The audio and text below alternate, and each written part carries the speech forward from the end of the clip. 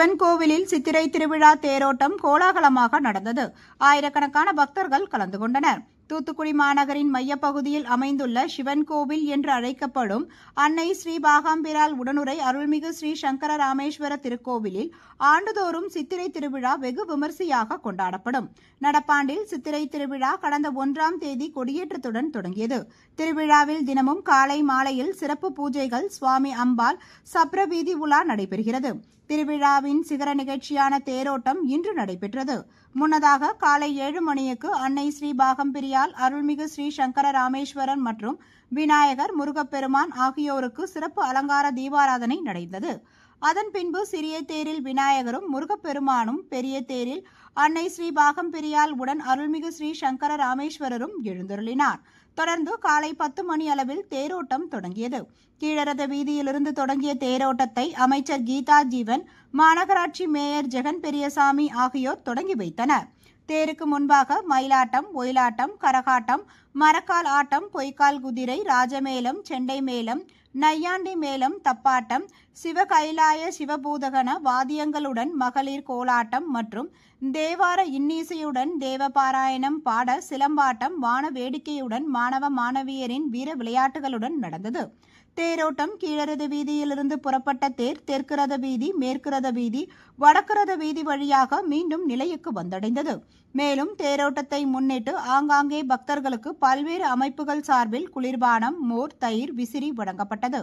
மேலும் கோவில் வளாகத்தில் கமலஹாசன் ஜுவல்லர்ஸ் சார்பில் பக்தர்களுக்கு அன்னதானம் வழங்கப்பட்டது.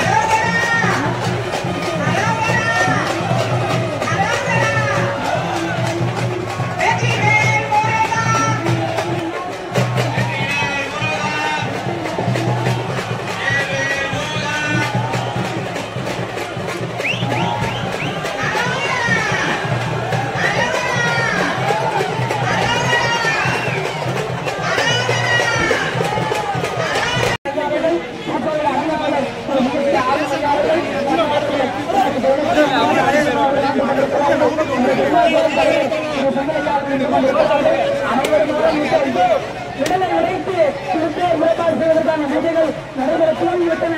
இனி சற்று நேரத்திலே பெரிய தேரிலே நம்முடைய அன்னை பாகம்பிரியாரும் பச்சை குறி காட்ட பார்த்து கொண்டிருக்கிறார். அதனால் அந்த காட்சியை நடைபெறுவதை போல